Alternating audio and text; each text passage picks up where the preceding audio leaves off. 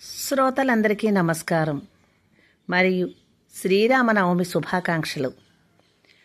అఖిలాండ కోటి బ్రహ్మాండ నాయకుడు, మానవునిగా, సూర్యవంశపు రామకుమారునిగా, శ్రీరామచంద్రునిగా అవతరించిన రోజు చైత్రశుద్ధ నవమి. త్రేతాయుగంలో జన్మించిన శ్రీరాముడు ధర్మాచరణకు కలియుగంలో కూడా ప్రజలు వేనోళ్ల పొగుడుతూ ఆయనను ఆరాధ్య దైవంగా ఆరాధిస్తున్నారంటే ఆయన సౌశీల్యత ఆచంద్రతారార్కం నిలబడి ఉంటుంది. శ్రీ మహావిష్ణువు లోక కళ్యాణార్థం ఆయన ఇచ్చిన వరములను నెరవేర్చుటకుగాను దశావతారాలను స్వయముగా అవతరించాడు. అందులో శ్రీరామ అవతారం చాలా ప్రసిద్ధి పొందింది. ఎందుకంటే శ్రీరాముడు పరిపూర్ణ మానవుడిగా అవతరించాడు. పితృవాక్య పరిపాలకుడుగా, జనరంజక పరిపాలకుడుగా ధర్మబద్ధమైన జీవితాన్ని గడిపి మానవులు ఎలా ఉండాలో ఆయన ఆచరించి చూపిన పుణ్యపురుషుడు. ధర్మపత్ని ఎడబాటును సహించి దుఃఖించాడే కాని వేరే స్త్రీని చేపట్టని గొప్ప ఏకపత్ని వ్రతుడు. రాముని జీవితమే త్యాగాలమయం. ఉదయం నీకు పట్టాభిషేకం అని చెప్పినప్పుడు పొంగిపోలేదు. సాయంత్రానికి అరణ్యవాసం చెయ్యాలని పినతల్లి కోరినందుకు కృంగిపోని స్థితప్రజ్ఞుడు.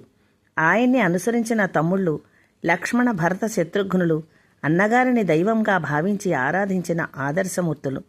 అన్నదమ్ముల అనుబంధానికి ప్రతీకలు. భరతునికి పట్టాభిషేకం చేసిన సింహాసనాన్ని అధిష్ఠించకుండా అందులో శ్రీరామపాదుకులను ఉంచి పరిపాలన చేసిన గొప్ప రామభక్తుడు.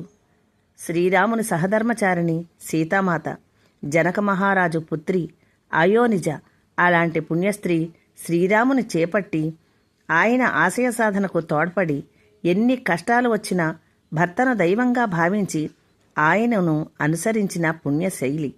శ్రీరాముడు సీతాదేవిని వెతుకుతున్నప్పుడు సహకరించిన ఆంజనేయుడు శ్రీరామ పాదాలకు దాసానుదాసుడు.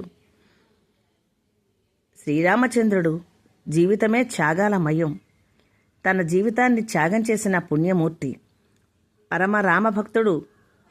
త్రేతాయుగం నుంచి కలియుగం వరకు ధర్మవర్తన, పితృవాక్యపాలన మొదలగు గొప్ప విషయాలకు ప్రతీకగా శ్రీరాముణ్ణే చెబుతారు.